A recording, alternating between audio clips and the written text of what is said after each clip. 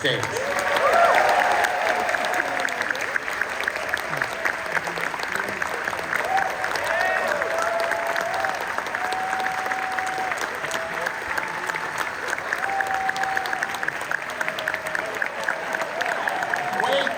Wait, and ladies and gentlemen,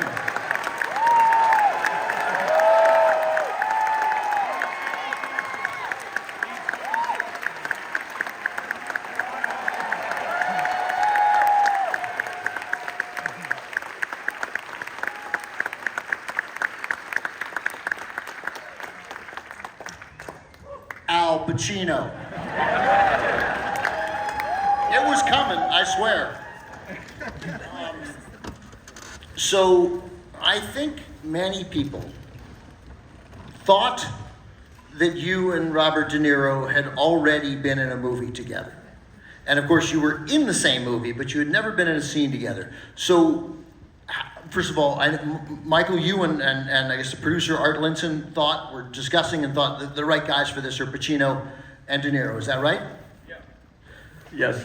And so how do you go about, did you know them enough to call them and say, hey, be in my fifth movie? Al and I knew each other. Jimmy Kahn introduced us. When I saw the great movie you made called Thief. James Caan. Yeah, with James Caan. That was your first movie? Right, but I didn't, so I knew, anyway, Al and I talked to Al and, we got together on this and then Bob came into it and we, it was ironic because I almost didn't make this film. There's a moment in time in which I thought I was going to produce it and have somebody else direct it. And then my producer talked me out of it, said, you're out of your mind, you've got to do it, and then who should be in it? Remember, we were at the Broadway Deli, which was used in a scene, which I used in this scene when De Niro goes and meets Amy Brenneman. And he said, you've got to do it, and we started talking about who would be the ideal cast, and it was Al and Bob, and and kind of off we went. So, Al, you knew you hadn't been in a movie with Robert De Niro. I'm guessing that wasn't a surprise to you. But what was that experience like? I mean, let me ask you this. Do you have any sense of either of you guys of what you mean to people like us, that putting you two guys in a scene together was going to matter to people who love movies?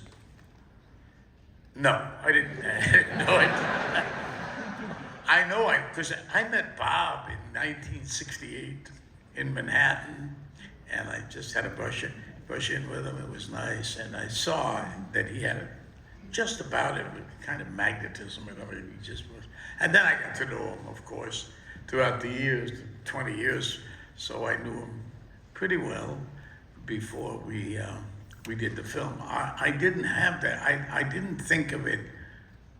I mean, because we were talking all the time. I didn't think it was anything special that we were doing, but apparently it was. I have to say, it's not modesty talking here. It's just I'm so damn dumb. I sometimes just get carried away in other things, and I hope I don't do that tonight. But but I did know he's an actor. He's a great actor. I mean, really great. And he did something. I think that was. I don't know if you mastered it, Mike, but he said, "Let's not rehearse." Well, we did. I believe in very rigorous preparation, but you never ever take anything to that moment where you wish you'd have shot it. So then you're talking about a scene, you're talking about character, you're doing a lot of work, which we all did, on understanding who these characters were, and Al and Bob and Val and everybody acquiring the skills that these characters would have had in real life. But then rehearsals are very delicate. You never take something, and then particularly this pivotal scene, which is the nexus of the whole movie, you would never actually rehearse it. We talked about it in paraphrase, but we were all of the same mind. I wasn't. No, I wasn't. You know, like I usually rehearse. You know, I don't know why. When he said it to me, I'm sure you must have made me conscious of it. We can't remember these things, but I must say, when Bob said it to me, I thought this is a great idea. You know, not to rehearse, but you know, you got to know your words. No, isn't that what we do? so we knew our words. Surprisingly, it was a beautifully written scene by Mike, and and then we just got there. For some reason, it was the right thing to do. The not knowing what we were going to say. So I really. You guys are also, both of you, are masters of cadence. I mean, Mike writes the script, right? Yeah. But it doesn't tell you how long to pause, where to dart your eyes, right? You know, that's you and Bob having created these characters. Well, no, he usually shoots about 48 takes, and either we get it or we don't get it. That's You not know, true. he'll know when we get it. You know. No, I mean, yeah, he doesn't say those things. Let's see, Al was always great on take 5, 6, 7, or 8, There he right is. in that zone. And when we would get done, you know, and it would be great, I'd have it, I maybe have some variations on it. Then sometimes Al would say, "Can I do a free one?" I said, "Sure." Well, the That's free what I one always is say. Can I do a free one? is basically being unplugged, which is Al being unplugged. And so then nobody knows what exactly is going to happen in one of those things. No. Including Al, so there's a couple of scenes in the movie that are pretty riotous, which is the product of that. Yeah. And we So had there's one some actor scenes in the who movies came that in are- about 2/3 of the way through and wasn't aware that we did this, and then kind of hit him as a surprise. But we didn't think it. Bob is so sometimes undistinguishable. You know, you see him in the street in a restaurant. He doesn't look like Robert De Niro. I never recognize him when I go to say, "I'm over here, Al, for God's sake." I said, "Well, he looks like so many people sometimes because he plays so many." You know what I mean? Maybe I do too. I don't know. But, maybe actors do in general. No? Okay. I'll take your word for it. So, Mike, did you have a look? I don't know. This is such a guy running the interview question, but you knew these guys. You know this is, you're sitting there with Al Pacino and Robert De Niro, and you know they've never done a scene together, and here you are. You wrote it, and you're directing it.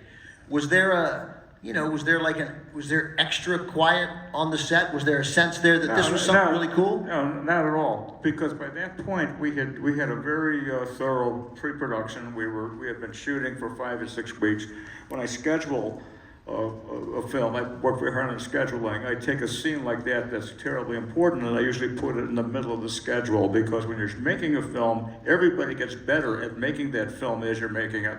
So you'd never do something like that first. You would never do it at the end. So it was very carefully orchestrated about where in the schedule it would land.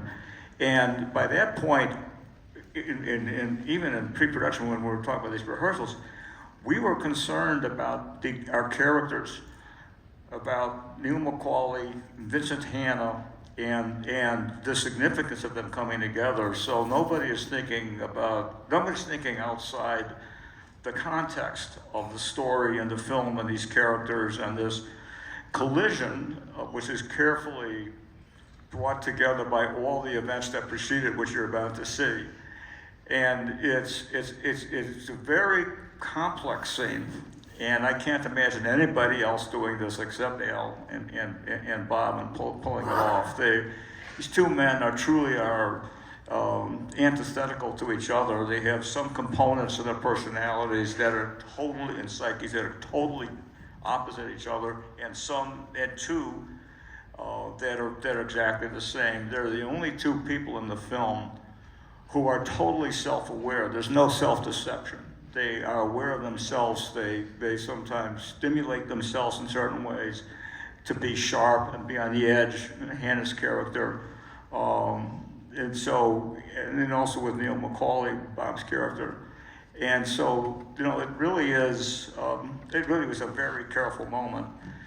And that's why I picked Kate Mantilini's, because it was a black and white interior. I wanted nothing to intrude in what these two actors were going to do. I mean, you know, for a guy who thought he knew a lot about that scene, it turns out I didn't know a lot about that scene. You know, Kate Mantilini's, how many people here know Kate Mantilini's? I'm sure many. It was a wonderful restaurant on Wilshire Boulevard in Los Angeles for a very long time, closed, I don't know, 5, 6 years ago.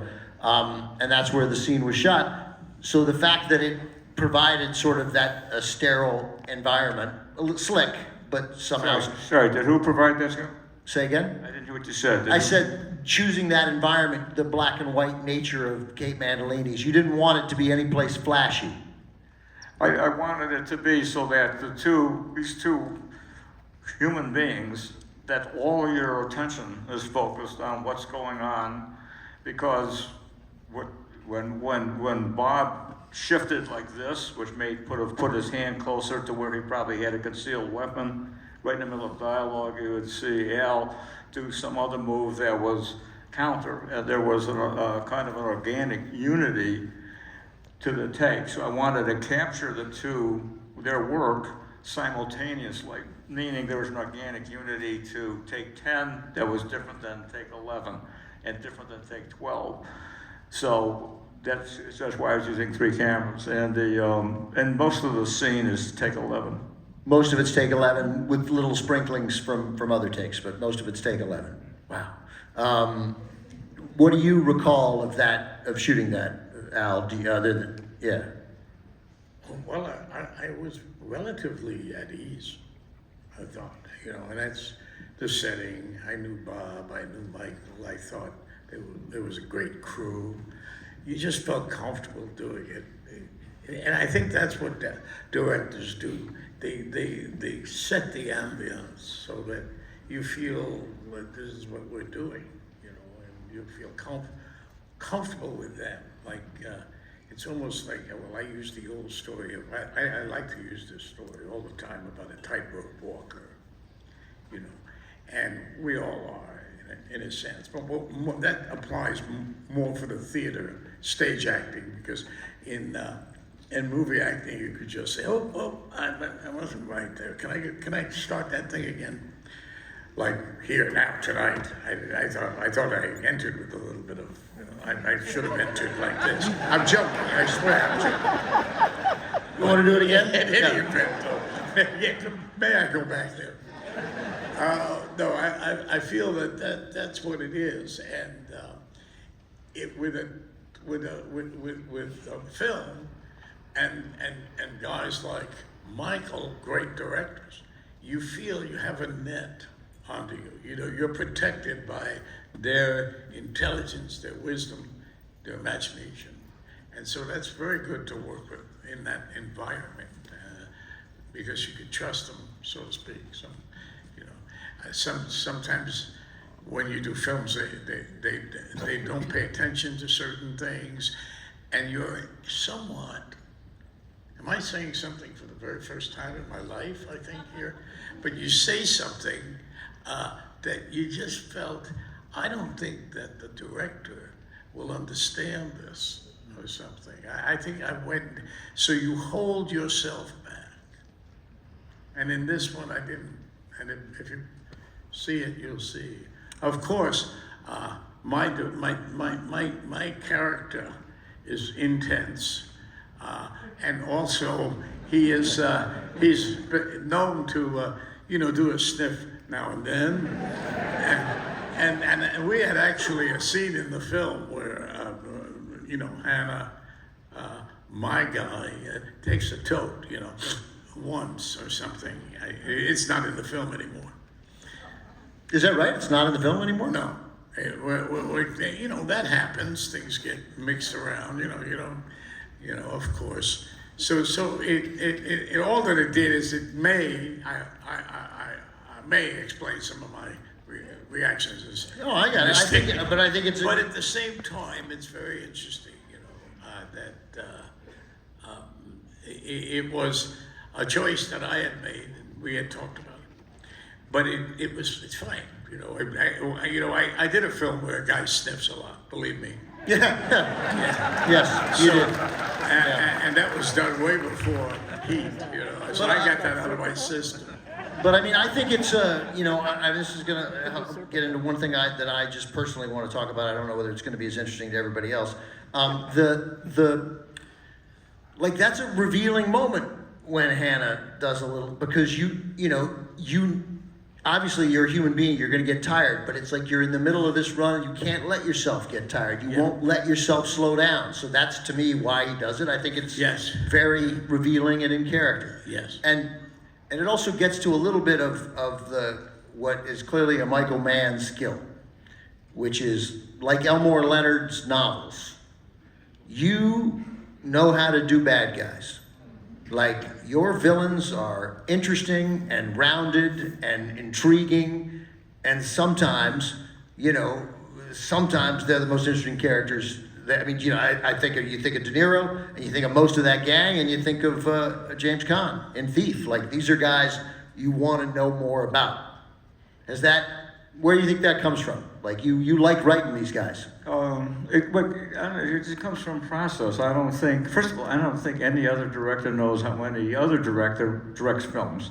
Winter Brown has said with another director, we have no idea. So every director and writer, in a way, has his own process. And for me, the ideas that I respond to are usually sparked by coming into contact with somebody who may be, say, John Santucci, who's the thief that Thief is based on.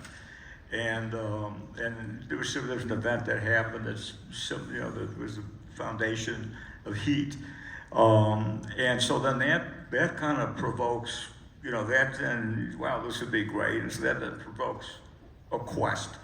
And then you invent a character, and then you put the ideas of combining these two characters, and then you go on a further quest and get yourself into next to people who really do this, and that becomes a very rich experience, and also the milieu in which it's happening. So you get as close to the reality of it. I've never been interested in moving from something that's already existed in cinema or drama, but rather than real people. So Charlie Adamson, who was an old friend, bumped into Neil McCauley, the real Neil McCauley, in a parking lot. De Niro's character named Neil McCauley, based on a real criminal named Neil McCauley. And they had been chasing each other, and they both became aware that McCauley, the De Niro character in real life, became aware that Charlie Adamson was pursuing him, and Charlie Adamson knew that he knew when they bumped into each other in a parking lot, and they almost went for weapons, but then Adamson said, "Let me buy you a cup of coffee." And the perception of Charlie's, of this thief, was kind of illuminating for me, in that he had great respect for him. He liked them personally, and as he said, he'd blow him out of his socks without thinking twice about it. So that became not a contradiction; it became both a true, and that duality is there in the kind of genome of the making of the film. You managed to, not just for Al here and for De Niro's character, the two primary propulsive forces of this film. Almost every character in this movie has something more than just a little backstory. Like there is I don't know. I feel like I know more about characters in this movie than almost any cop movie I have ever seen, and I think that's a tribute to the really outstanding cast that I named there at the top. I take it a lot of thought went into not just Al and Robert De Niro, but the whole cast. To me, that's the work, is to get as close to the what's interesting about people. The first thing you learn is that everybody, regardless of who they are, whether they're a convict in Folsom Prison or they're a hunter and searcher like Vincent Hanna, everybody has a mother, a brother, a father, a sister. They have concerns. They're either a White Sox fan or a Cubs fan. All the dimensionality in real life is fascinating to all of us if we do this kind of work. And so to get yourself on a feeling and a psychological basis or a conscious basis, as immersed as you can into that real emotional human reality, that to me is what, the adventure of this, and that's what it's all about.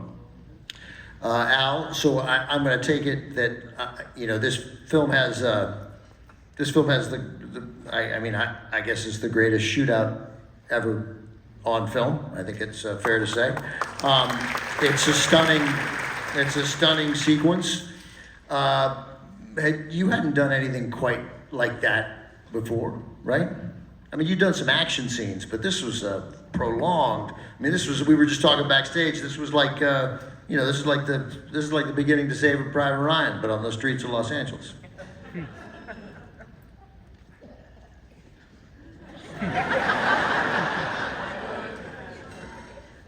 Well, you should see Scarface.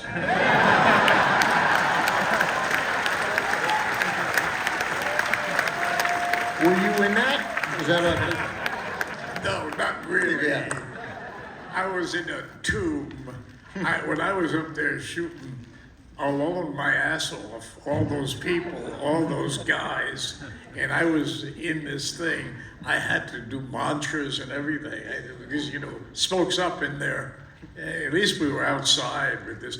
But the choreography. So and I'm going to interrupt you and let you continue, because that's really what you used, the word that I was going to use, was that different from Scarface, which is a legendary scene, is that this was like a lot more people involved and more shots, and focus keeps shifting. Oh, yeah, and you knew that. He so staged it, it's like, and it was no getting out of it. It wasn't difficult to do because of the way he staged it. Because you knew where you were going, you knew what you were holding in your hand, and you knew what you could do and couldn't do, and then when you had to go around the corner. And I was sort of in shape to do it back then, I mean,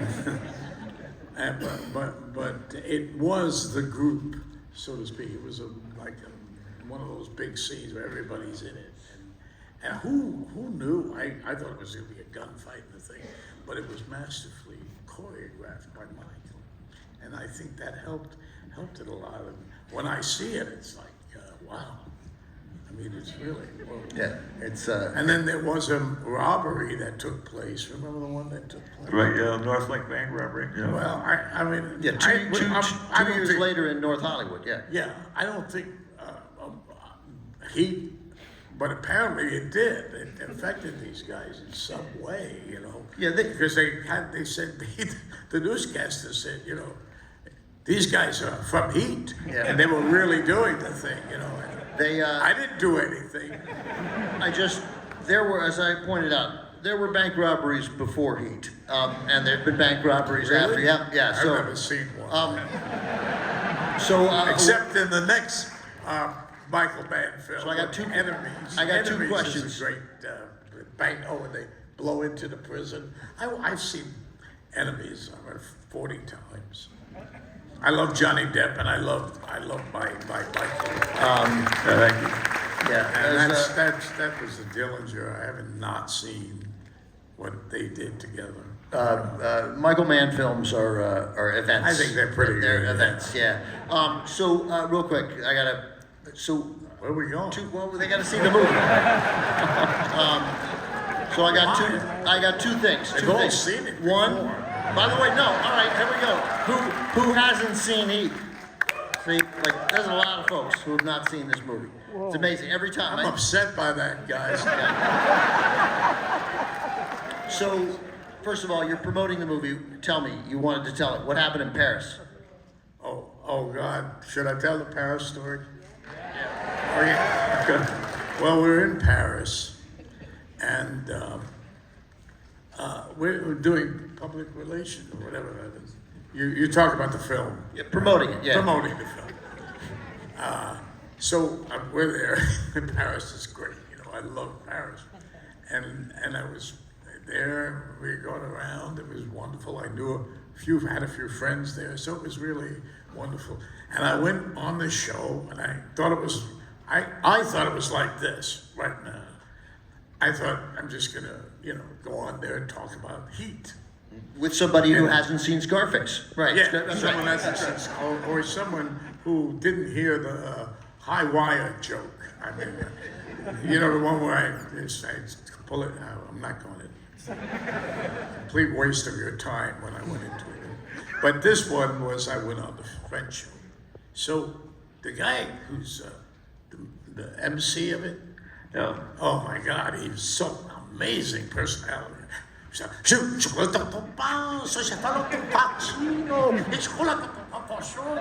thought, what the fuck am I gonna do? I don't understand what he's saying.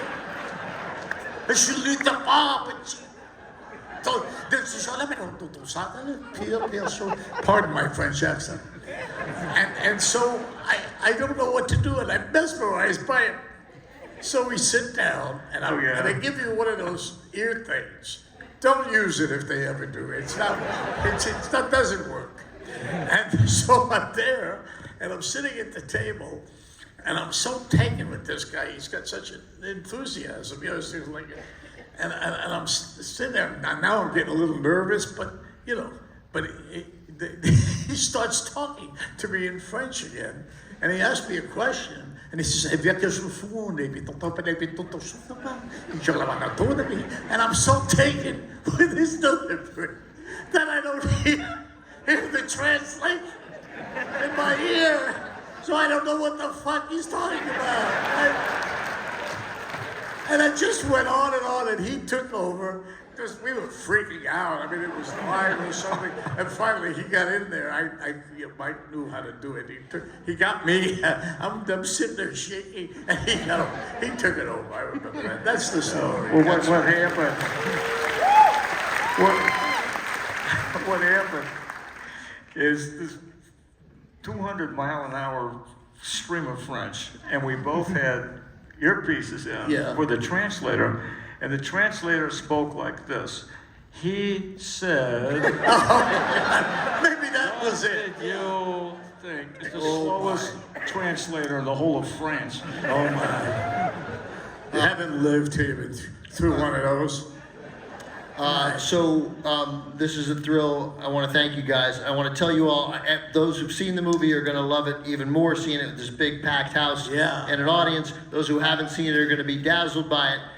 For all of you who haven't been smart enough to purchase Heat 2, which is a novel written by Michael Mann and Meg Gardner. Thank you. I got it the first day it came out. I watched the movie that weekend. It arrived on Tuesday, so it'll be fresh in your mind. Read Heat 2. It is a prequel and a sequel, and it is soon to be, at some point, a motion picture. Yes? Yeah. Thank you. It's a great story and a great read, and it's thrilling. So, and you'll get more on Al's character, Vincent Hanna, more on Neil McCauley, also more on Chris, Val Kilmer's character. It's an amazing book. The movie is as good as it gets. We're thrilled to have Michael Mann and Al Pacino here. Thank you for a great festival. Thank you very much. Guys.